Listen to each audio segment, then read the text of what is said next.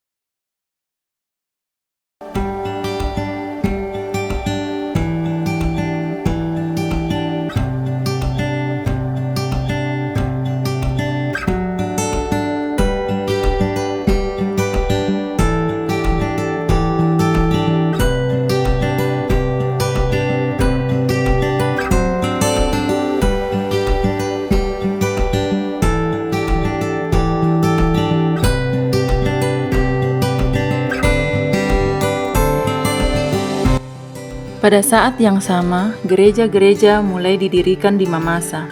Gereja bukan hanya menjadi tempat ibadah, tetapi juga pusat pendidikan. Para misionaris mendirikan sekolah-sekolah untuk mendidik anak-anak lokal, memperkenalkan literasi, dan membantu mereka berkembang di berbagai aspek kehidupan. Pendidikan inilah yang menjadi salah satu kunci penyebaran Injil yang berkelanjutan di wilayah ini. Gedung Gereja Tawalian yang merupakan gedung gereja pertama yang dibangun di Mamasa. Gedung gereja ini dibangun di atas Gunung Saleon. Sebagai peristiwa penting dalam sejarah pekabaran Injil di Mamasa. Pekabaran Injil di Mamasa pertama kali dilakukan oleh GPI. Selanjutnya diserahkan kepada Badan PI Gereformeerd Sendingbond. Pada tahun 1919, tugas pekabaran Injil diambil alih oleh Deputaten voor de Buitenlands Zending atau Komisi untuk Urusan Pekabaran Injil di Luar Negeri Belanda, di mana beberapa orang diberi tugas untuk mengurus kepentingan usaha PICGK. Dalam bahasa Belanda disebut Zending van de Christelijke Gereformeerd Kerk. Berkat usaha pekabaran Injil, ada beberapa orang yang mengalami keyakinan secara terbuka, di antaranya seorang pemuda di Tawalian, yakni Sembombong, pada tahun 1920. Dibukanya sekolah Sending di Tawalian meliputi pembelajaran Alkitab dan kursus-kursus bagi kaum wanita yang dikelola oleh Badan Pekabaran Injil.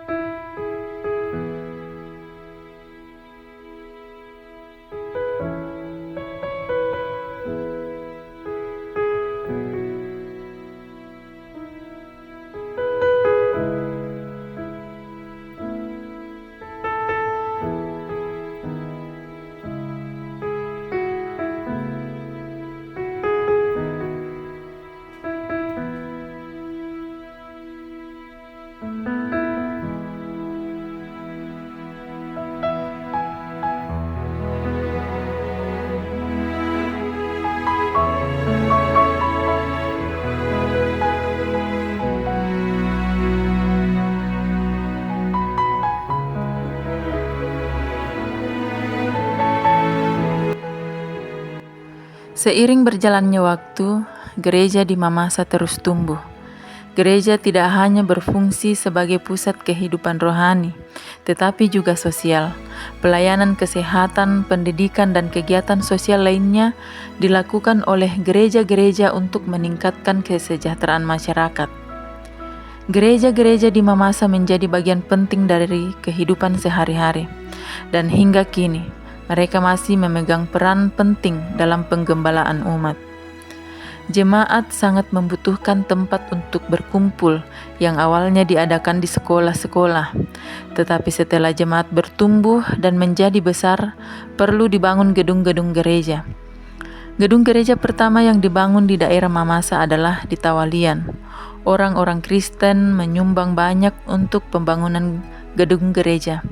Selama beberapa tahun, pada setiap hari Pentakosta, mereka menyumbang sebagian dari hasil bumi mereka untuk dana pembangunan yang hasilnya beberapa ribu golden. Selain itu, sumbangan dari jemaat CGK Belanda. Gereja tersebut dibangun di tempat khusus, yakni di atas gunung yang hampir dilihat sebahagian besar kampung-kampung di sekitar Mamasa, yakni di Gunung Saleon.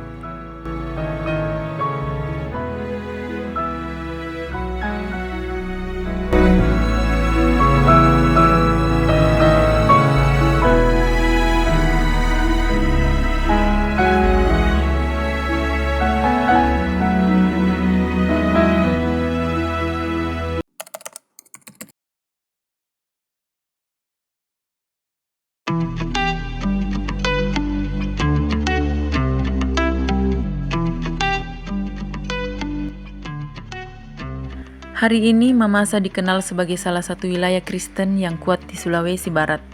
Di tengah kemajuan zaman, gereja-gereja di Mamasa terus menjadi mercusuar iman.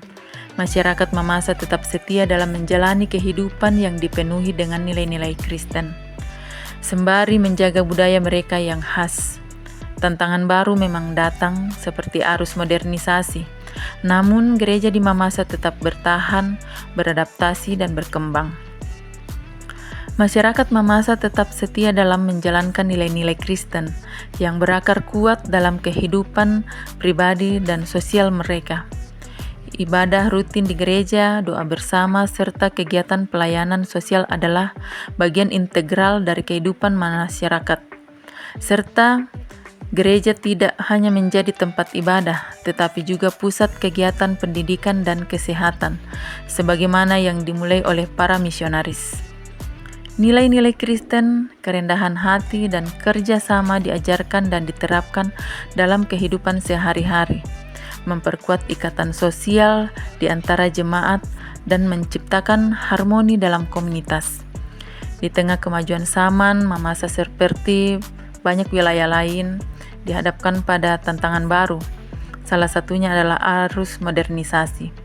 Perubahan teknologi, ekonomi, dan budaya yang datang dari luar membawa dampak yang signifikan terhadap kehidupan masyarakat. Generasi muda Mamasa kini lebih terbuka terhadap pengaruh global melalui akses internet dan media sosial yang memengaruhi cara pandang mereka terhadap dunia.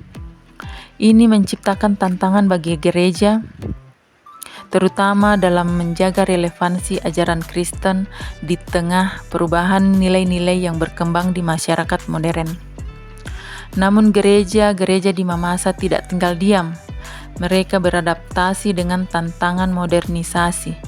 Ini melalui pendekatan yang lebih inovatif dalam melayani jemaat, terutama generasi muda. Gereja-gereja lokal mulai memanfaatkan teknologi untuk menyebarkan pesan iman dengan memanfaatkan media sosial, aplikasi digital, dan siaran langsung ibadah. Selain itu, kegiatan pemuda di gereja menjadi lebih dinamis dengan program-program yang dirancang untuk menguatkan iman sambil tetap relevan dengan kebutuhan dan tantangan zaman modern. Meskipun menghadapi tantangan besar dari modernisasi, gereja di Mamasa tetap bertahan dan berkembang.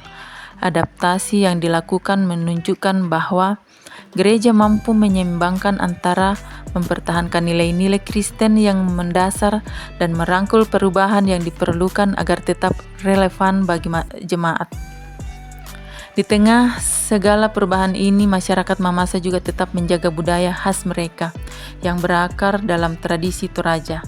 Upaya ini menjaga identitas budaya sambil tetap setia pada iman Kristen, mencerminkan kekuatan komunitas yang mampu memadukan kedua aspek tersebut dalam kehidupan sehari-hari. Dengan demikian, gereja-gereja di Mamasa terus berperan sebagai mercusuar iman yang tidak hanya membimbing umat dalam spiritualitas, tetapi juga memberikan arah dan pegangan di tengah perubahan sosial yang terus berkembang. Gereja menjadi simbol keteguhan iman dan pusat kehidupan yang menghubungkan masa lalu, tradisi, dan tantangan masa depan. Perjalanan misiologi di Mamasa adalah kisah tentang perjuangan iman yang panjang dan pengorbanan besar. Ini adalah kisah tentang bagaimana Injil menembus lembah-lembah terpencil dan hati-hati yang keras, kemudian menumbuhkan benih iman yang kini berkembang menjadi pohon kehidupan rohani yang kokoh. Mamasa dengan segala keunikannya tetap berdiri teguh, tidak hanya sebagai simbol kebudayaan, tetapi juga sebagai simbol iman yang hidup.